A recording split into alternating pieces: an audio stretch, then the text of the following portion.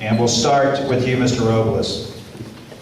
After taking office, what are the most important issues to address in the first 100-day plan for you?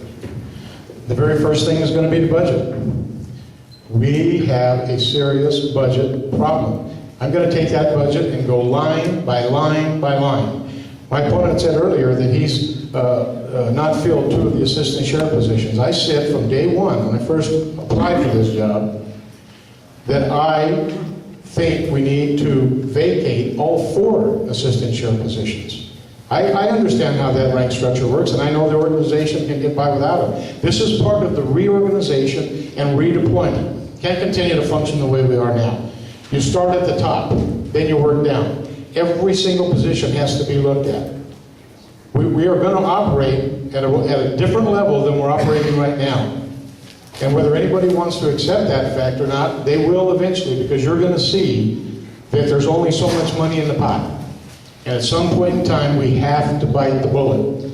Now, we need to completely go through this department, one position after another, where there are places where we can consolidate positions, and there's places where we can vacate positions. We need to do that. We need to do a better job with less resources, because that's the real future, unfortunately. Okay, let's tick through these things. First of all, my opponent has never been an assistant sheriff, so he has no idea what is involved in the responsibilities, and he's certainly never been a sheriff. There are a lot of folks that I work with at the executive level and up and down through a very big chain of command.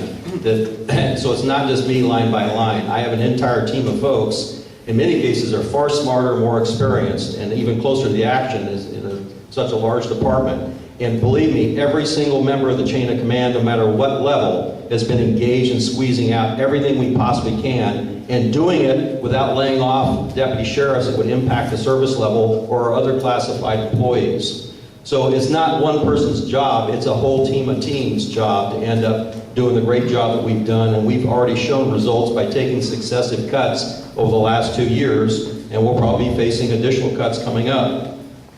Now, this department, the Sheriff's Department, your Sheriff's Department, is the 2nd largest Sheriff's Department in the state of California among 58 Sheriff's offices.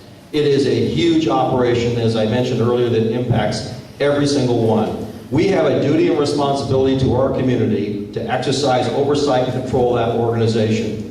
The use of unrestrained deadly force, constitutional right violations, and so on, mandates every law enforcement agency do that. We had a horrible experience in this very city a few years ago where you had inexperienced leaders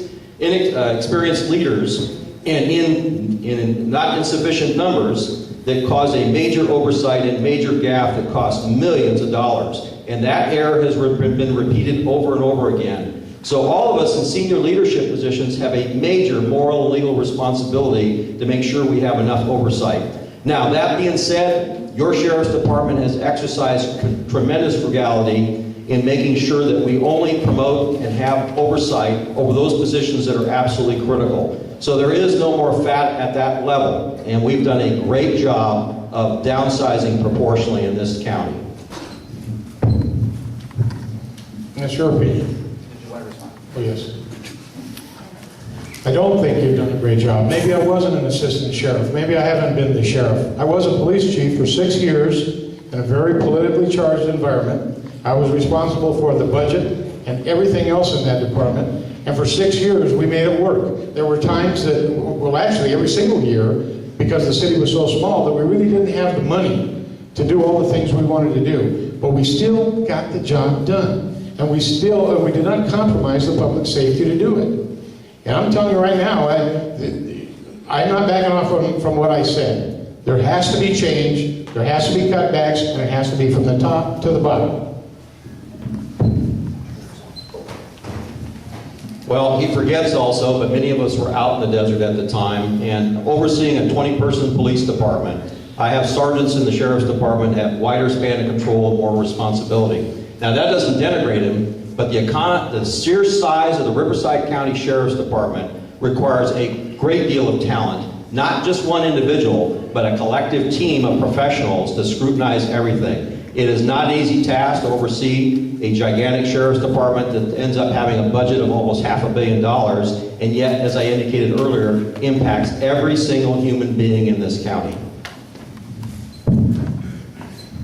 30 seconds, please. Oh, a budget's a budget. Management is management. It doesn't make any difference if it's 20 people or 20,000 people. You either have the skill sets to do the job or you don't. It wasn't any easier to run that department than it is to run this department. It's all difficult. It's all a challenge. But I've seen how we run it here, and I'm telling you, I can do it just like I did it in Desert Hot Springs. We made it work there. I can make it work here. The size is really irrelevant as long as you have the skill sets to do the job, and I believe that I do. I'll reiterate, we've checked that box. The department does a great job and will continue to do a great job. Thank you.